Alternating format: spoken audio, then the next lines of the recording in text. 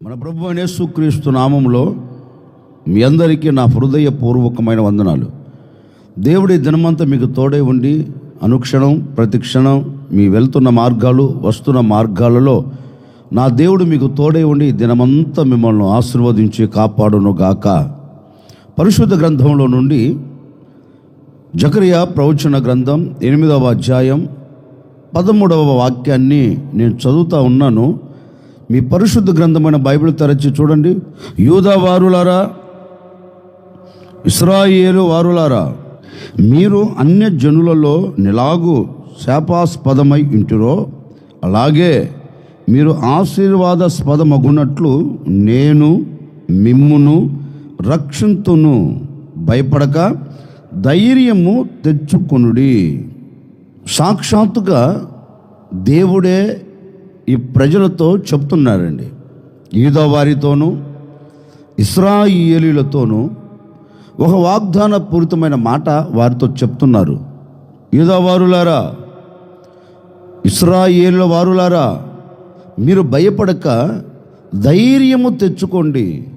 మీ ఎదుట నిలబడిన పరిస్థితులను తలంచి, మిమ్మల్ని కృంగదీస్తున్న పరిస్థితులను చూచి, మిమ్మల్ని తరుముతున్న ఆ పరిస్థితులను చూచి మీరు భయపడవద్దు, ధైర్యము తెచ్చుకొనుడి. అంటే యూదా వారిలో అయితేనేమి, ఇశ్రాయేలు వారిలో అయితేనేమి, వాటన్నిటిని చూచి మీరు కృంగిపోయి సతికిల పడవలసిన అక్కర్లేదు. ఇక మేము శత్రువుల చేతిలో చిక్కబడిపోయాం, ఇక మేము ఆశీర్వాదానికి నాంది పలకలేము, ఒక ఆశీర్వాదకరమైన చోట మేము నిలబడలేము అని మీరు అధైర్యపడవలసిన అక్కరలేదు. ఎందుకు అంటే నిశ్చయముగా ఏ శత్రువుల చేతిలో చిక్కుబడి మీరు శాపమును చూస్తున్నారో, ఏ శత్రువుల చేతిలో చిక్కుబడి శాపాస్పదముగా మీరు ఉన్నారో నాకు తెలియదు.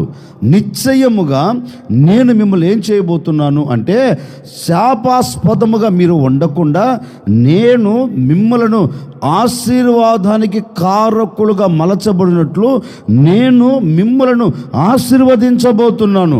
మీ మీద మోపబడిన శాపమును నేను కొట్టివేయబోతున్నాను. ఇక శాపాస్పదముగా మీరు ఉండకుండానట్లు నేను మిమ్మల్ని అందరినీ ఏం చేయబోతున్నాను తెలుసా? ఆశీర్వాదాస్పదమగున్నట్లు నేను మిమ్ములను రక్షించబోతున్నాను. ఆశీర్వాదకరంగా నిలబెట్టుటకు నేను మిమ్మల్ని రక్షించబోతున్నాను గనక భయపడక ధైర్యము తెచ్చుకో అని దేవాతి దేవుడు వారితో చెప్పి వారిని ధైర్యపరిచి వారి శాపమును కొట్టివేసి వారు ఆశీర్వాదాస్పదమగున్నట్లు, వారిని ఆశీర్వాదానికి కారకులుగా మార్చినట్లు, వారిని ఆశీర్వాదకరంగా చేసినట్లు, వారిని ఆశీర్వాదానికి నాంది పలికేటట్లుగా ఒక అద్భుతమైన కార్యాన్ని జరిగించాడు కదా. వారందరూ శాపములో నుండి విడుదల పొంది ఆశీర్వాదానికి నాంది పలికారు. కారణం ఏంటి అంటే దేవుడు వారి శాపాస్పదమును కొట్టివేసి ఆశీర్వాదానికి నాంది పలికేటట్లుగా దేవుడు చేశాడు. అలాగే ఒకవేళ గడిచిన దినాలలో ఏ ఆశీర్వాదాన్ని చూడక, గడిచిన దినాలలో ఏ శాపమును నువ్వు మూట కట్టుకొని ఏ శాపముతో నువ్వు నడిపించబడుతూ వచ్చావో నాకు తెలియదండి. ఈ ఉదయకాల సమయంలో నా ప్రభు చెప్పకనే చెబుతున్నారు.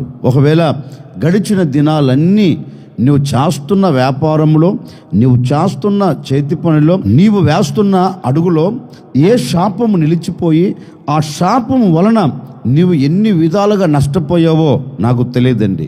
ఈ ఉదయకాల సమయంలో దేవుడు మీతో చెప్పకనే చెప్తున్నారు. ఈ దినము నుండి శాపము నీ ఎదుట నిలబడకుండా నా దేవుడు నీ శాప దినాలన్నిటిని రద్దు చేయబోతూ ఉన్నాడు. ఆశీర్వాదకరమైన దినాలు నా దేవుడు నీ ఎదుట ఉంచబోతూ ఉన్నాడు. ఈ దినము నుండి నీవు ఆశీర్వాదానికి నాంది పలకబోతూ ఉన్నావు. ప్రతి శాపమును నా దేవుడు కొట్టివేయబోతూ ఉన్నాడు. ప్రతి శాపమునకు నా దేవుడు ముగింపును కలగ చేయబోతూ ఉన్నాడు. భయపడక ధైర్యము తెచ్చుకో. ఇప్పటి వరకు ఆశీర్వాదం చూడలేదు అని కంటతడి పెడుతున్నావా? ఇప్పటి వరకు నేను శాపమునే చూస్తున్నాను అని ఆవేదన చెందుతున్నావా? ఇక మీదట ఇది మొదలుకొని ఆ శాపం నీ ఇంటిలో నీ ఒంటిలో లేకున్నట్లుగా నా దేవుడు రద్దు చేయబోతూ ఉన్నాడు.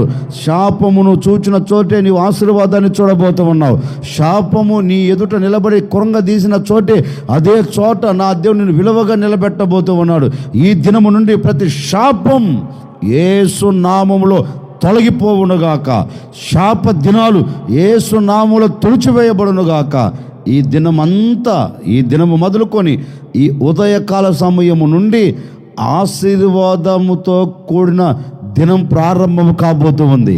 ఈ క్షణము నుండి ఆశీర్వాదానికి నువ్వు నాంది పలికేటట్లుగా నా దేవుడు అద్భుతం చేయబోతూ ఉన్నాడు. అందుకే వారితో అంటారు, యూదా వారులారా, ఇశ్రాయేలు వారులారా, భయపడక ధైర్యము తెచ్చుకో.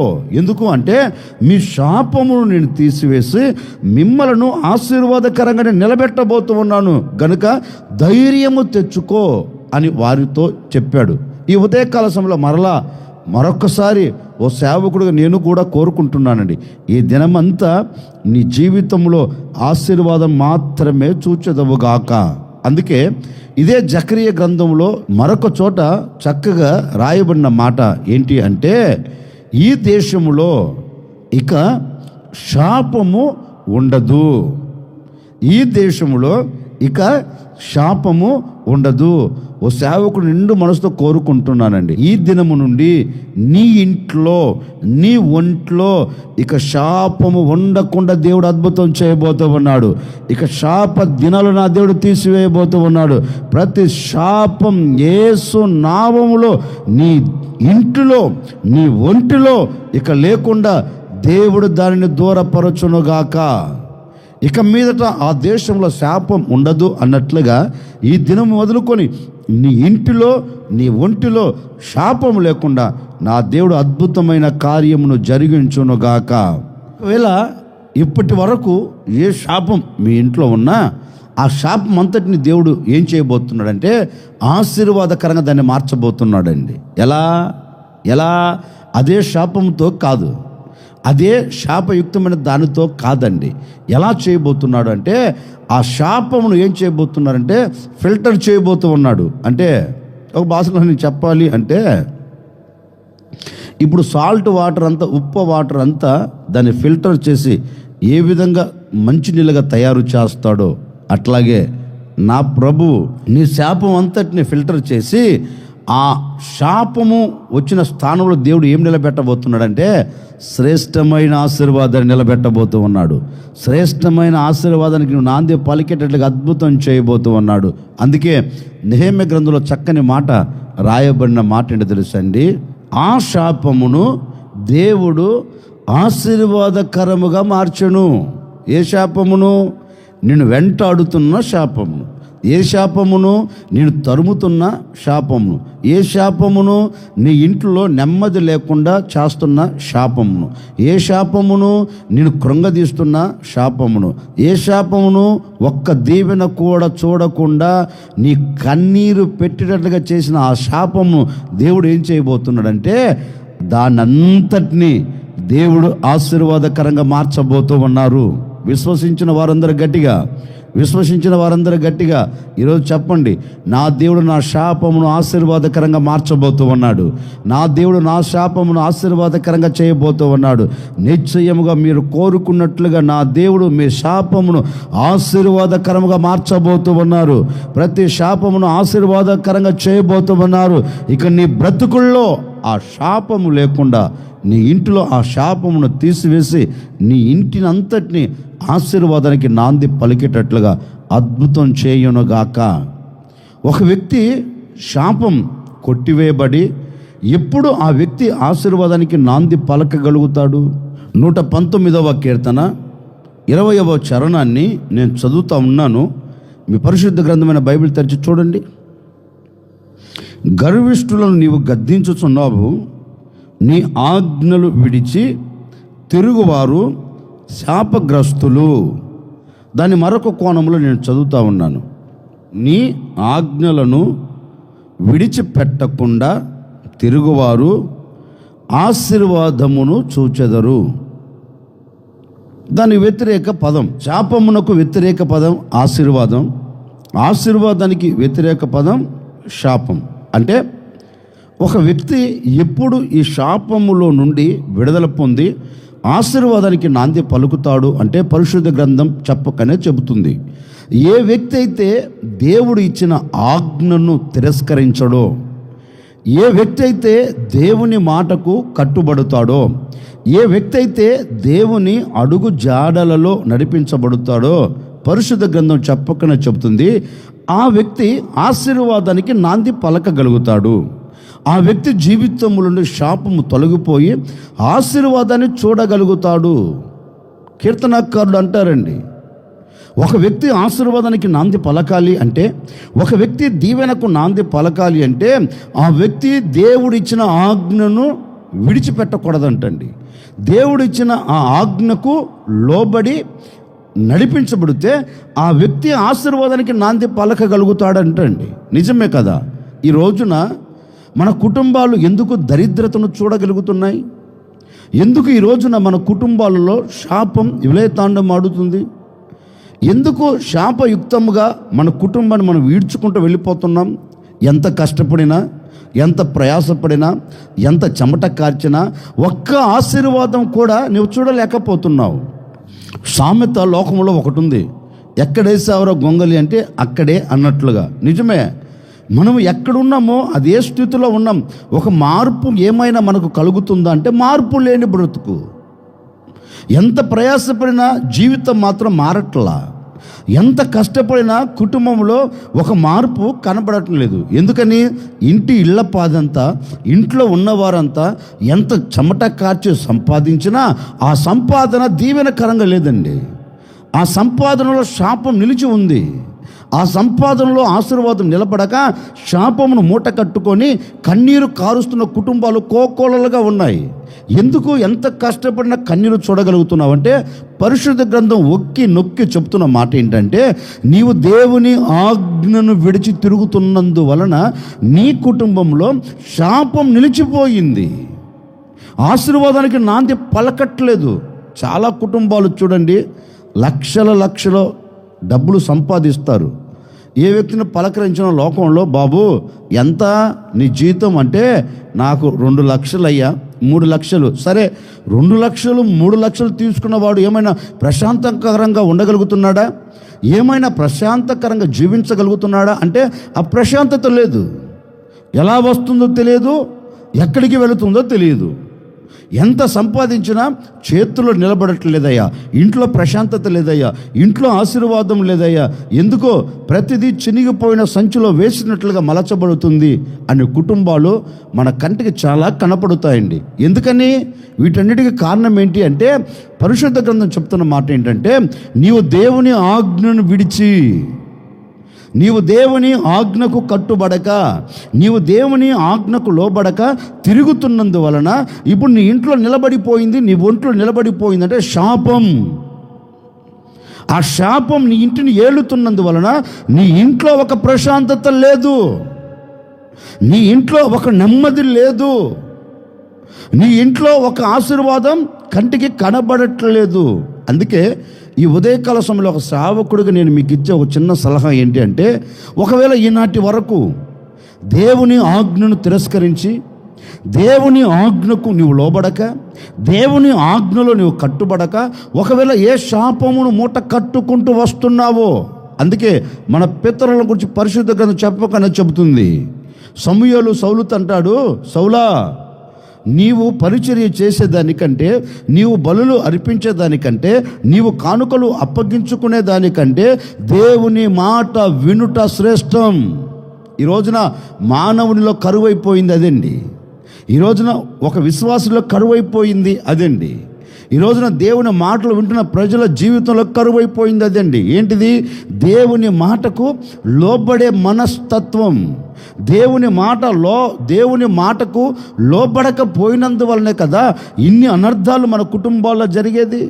ఇన్ని అనర్థాలకు కారణం ఏంటి అంటే, నీవు దేవుని మాటకు లోబడకపోయినందువలన, దేవుని ఆజ్ఞను తిరస్కరించినందువలన ఈ అనుభవాలన్నీ మన కుటుంబంలో నిలిచిపోయి శాపం మన కన్నుల ఎదుట విలయతాండమాడుతూ ఉందండి, విలయతాండమాడుతూ ఉంది.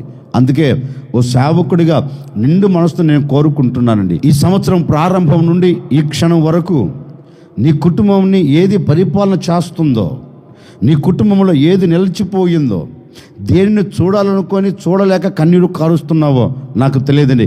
నిండు మనసుతో ఒక సేవకుడిగా మనసారా కోరుకుంటున్నాను, ఈ దినము నా దేవుడు ఎప్పటి వరకు నీ ఇంటిని ఏలుబడి చేస్తున్న ప్రతి శాపమును, ఒకవేళ ఆ శాపమునకు కారణాలు ఏవో అయి ఉండవచ్చు, ఈరోజు మనసును మార్చుకొని నీవు ప్రభు పాదాలు పట్టుకొని ఆయన ఆజ్ఞకు లోబడితే, ఆయన ఆజ్ఞకు కానీ నీవు గైకొంటే నిశ్చయముగా ఈ దినం వరకు నీ ఇంటిని ఏలుతున్న శాప దినాలన్నిటిని దేవుడు తీసివేయబోతూ ఉన్నాడు.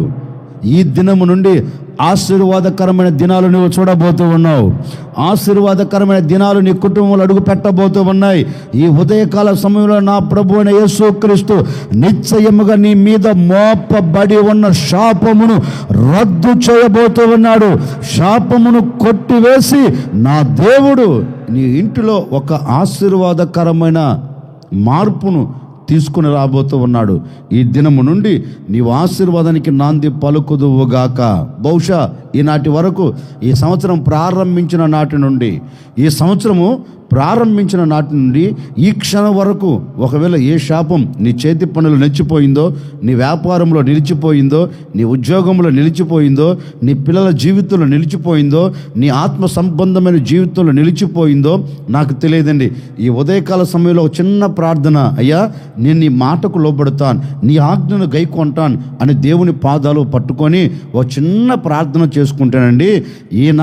ఈనాటి వరకు మోపబడిన ప్రతి శాపాన్ని నా దేవుడు తీసివేసి నీ కుటుంబానికి ఆశీర్వాదాన్ని కలగ చేయబోతూ ఉన్నాడు. శాపకరమైన దినాలు దేవుడు రద్దు చేయబోతూ ఉన్నాడు. నీ జీవితంలో శాపకరమైన దినాలను దేవుడు కొట్టివేసి ఆశీర్వాదకరమైన దినాలతో నా దేవుడిని నింపబోతూ ఉన్నాడు. ఈ దినము నుండి నువ్వు ఆశీర్వాదము చూచెదవుగాక. ఈ దినము నుండి ఆశీర్వాదానికి నువ్వు నాంది పలుకుదువుగాక. ఆజ్ఞను తిరస్కరించిన నాటి నుండి ఈనాటి వరకు ఏ శాపము నువ్వు చూచినా, ఈరోజు దేవుని మాటలు వింటున్న నీవు ఆజ్ఞకు కానీ లోబడితే, దేవుడు ఒక తోటను ఏర్పరిచి ఆ తోటలో ఆదామును అవ్వను పెట్టాడు. దేవుడు ఒక ఆజ్ఞ ఇచ్చాడు. ఏమని ఇచ్చాడు? ఈ ఆజ్ఞకు మీరు కట్టుబడండి, ఈ ఆజ్ఞ మీరిన నాడు నిశ్చయంగా మీరు చస్తారు, ఈ ఆజ్ఞ మీరకపోతే మీరు ఆశీర్వాదకరంగానే ఉంటారు అని చెప్పారు. ఆదాము అవ్వ దేవుని ఆజ్ఞను తిరస్కరించి సర్పము తన కుయుక్తి చేత అవ్వను మోసపరిచినందువలన ఆజ్ఞను తిరస్కరించి ఏదెను తోటలో నుండి గెంటివేయబడ్డారండి. అప్పటి వరకు శాపమును వారు చూడలా, అప్పటి వరకు చెమటను వారు కాచలా, అప్పటి వరకు ఆశీర్వాదాన్నే చూచారు. ఎప్పుడైతే ఆజ్ఞను మీరారో ఇప్పుడు చెమట కారుస్తున్నారు. భూమి శపించబడింది, మనిషి శపించబడ్డాడు. కారణం ఏంటంటే ఆజ్ఞ అతిక్రమించినందువలన ఈ శాపం మూట కట్టుకుంది. నేననే మాట, ఒకవేళ ఆదాము అవ్వ ఆజ్ఞ తిరస్కరించినట్లు ఆజ్ఞను తిరస్కరించి అడుగులు వేస్తున్నావేమో, ఈ దినము నుండి ఆజ్ఞకు లోబడి నీవు నా దేవుని చెంతకు వచ్చి ఆజ్ఞకు కట్టుబడి నీవు నిర్ణయం తీసుకుంటేనండి ఏ శాపం నీ ఎదుట నిలబడకుండా దేవుడు దూరపరచబోతూ ఉన్నారు. మీరు ఎవరైనా కావచ్చండి, ఈ మాటలు వింటున్న ఎవరైనా కావచ్చు, అయ్యా నా శాపం ఎలా పోతుందయ్యా, ఒకవేళ ఇప్పటి వరకు నేను శాపంలో నడిపించబడుతున్నాను, శాపం నా మీద పెత్తనం చేస్తుంది, ఈ శాపములోను నేను విడుదల ఎలా పొందాలి అని ఆలోచిస్తున్నావా? ఆలోచించవలసిన అక్కర్లేదండి. నేను ప్రకటించే యేసు క్రీస్తు దగ్గరికి నువ్వు రాగలిగితే, నేను ప్రకటించే యేసు వైపు నువ్వు మొగ్గు చూపెట్టగలిగితే, నేను ప్రకటించే యేసు క్రీస్తు ఆజ్ఞకు కానీ నువ్వు కట్టుబడితే నిశ్చయముగా నీ శాపమును ఆయన కొట్టివేస్తాడు. అందుకే పరిశుద్ధ గ్రంథం చెప్పగానే చెప్తుంది, మానవుల మీద మోపబడవలసిన శాపమును ఆయన తీసుకున్నాడంటండి. అంటే మానవుడు అనుభవించవలసిన శాపం ఎవరు అనుభవించారు? నేను ప్రకటించే యేసు క్రీస్తు. ఎక్కడ అనుభవించాడు? సిలువ మ్రాను మీద మానవునికి వేయబడవలసిన శిలువ శిక్ష ఆ శిలువ శాపం ఎవరు తీసుకున్నారంటే యేసుక్రీస్తు తీసుకున్నాడు. ఆ శాపమును ఆయన తీసుకొని ఆయనలో ఉన్న ఆశీర్వాదం ఎవరికి ఇచ్చారు? శాపయుక్తముగా మలచబడుతున్న మానవునికి ఆశీర్వాదం ఇచ్చి ఆ శాపమును ఆయన భరించాడు. అందుకే 2023 సంవత్సరాల క్రిందట యేసుక్రీస్తు భూమి మీద అడుగుపెట్టి మానవుని శాపములో నుండి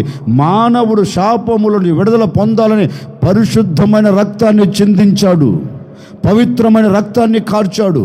పరిశుద్ధమైన రక్తమును చిందించి ఆ రక్తము చేత ప్రతి మానవునికి ఏం చేశాడంటే పాప విమోచన, శాపములో నుండి ఒక విడుదల యేసుక్రీస్తు ద్వారా భూమి మీద పుట్టి పెరుగుతున్న ప్రతి మానవునికి కలుగుతుంది. ఈ భూమి మీద పుట్టి పెరుగుతున్న ప్రతి మానవుని శాపం పోవాలి అంటే యేసుక్రీస్తు మాత్రమే దానికి అర్హుడు. ఆయన దగ్గరకు వస్తే ఆయన మాత్రమే నీ పాపమునకు, నీ శాపమునకు విముక్తిని కలగచేసి నిన్ను ఆశీర్వదించగలిగిన ఏకైక దేవుడు, నిన్ను ఆశీర్వదించగలిగిన ఏకైక వీరుడు ప్రపంచంలో ఒకే ఒక్కడు. శాపమును కొట్టివేసి ఆశీర్వాదకరంగా మార్చాలి అనుకుంటే ప్రపంచంలో ఒకే ఒక్కడు. ఆయన పేరు నజరేయుడైన యేసు. ఆ యేసు ఈరోజు నీతో చెప్పకనే చెప్తున్నారు, నేను మీ శాపమును తీసివేసి ఆ శాపము కలిగిన చోటే నేను మిమ్మలను ఆశీర్వదించబోతున్నాను. ఓ సేవకుడిగా నా ముగింపు మాటలుగా నేను కూడా మీతో చెబుతున్నాను, ఏ శాపం ఇక మీదట నీ కుటుంబంలో ఉండకుండా దేవుడు దాన్ని రద్దు చేయునుగాక. ఈరోజు దేవుని ఆజ్ఞకు కానీ నువ్వు లోబడితే నీ మీద మోపబడి ఉన్న శాపమును దేవుడు తీసివేసి మీ కుటుంబాలన్నిటిని ఆశీర్వదించబోతూ ఉన్నాడు. ఈ దినము నుండి నీవు అన్ని విషయాలు ఆశీర్వదించబడదువుగాక, అన్ని విషయాలు నీవు దీవించబడదువుగాక, శాపం తొలగిపోవునుగాక. మీరు మీ కుటుంబాలు, మీరు మీకు కలిగిన సమస్తం నా దేవుడు ఆశీర్వదించి ఈ దినము నుండి మీ కుటుంబాలకు నా దేవుడు క్షేమమును దయచేయునుగాక. తల వంచున ఒక చిన్న ప్రార్థన. ఆశ్చర్యకరుడా, మీకు స్తోత్రాలు చెల్లిస్తూ ఉన్నాం. ఇన్ని దినాలు మీరు మమ్మల్ని కాపాడుతూ వచ్చారు, మరొక దినములో మమ్మల్ని ప్రవేశపెట్టారు. ఈ దినమంతా నాయన మా శాపమును తీసివేసి మా కుటుంబాలను మీరు ఆశీర్వదించండి. ఎందరైతే నీ ఆజ్ఞకు లోబడాలి అని నిర్ణయం తీసుకున్నారో ప్రతి వారి మీద మోపబడి ఉన్న శాపమును రద్దు చేసి ప్రతి వారిని మీరు ఆశీర్వదించే సాక్షులుగా నిలుపుకోమని యేసు నామములు అడిగి వేడుకొనుచున్నాము తండ్రి, ఆమెన్. ఈ దినమంతా నా ప్రభు మీకు తోడై ఉండి మీరు వెళ్తున్న చోట, నిలబడిన చోట, మీరు చేస్తున్న వ్యాపారం, చేస్తున్న చేతి పని, చేస్తున్న ఉద్యోగంలో ఏ శాపం మీ కుటుంబాల మీద ఇక మీదట ఉండకుండా నా దేవుడు శాపం అంతటిని ఆశీర్వాదకరముగా మార్చును గాక.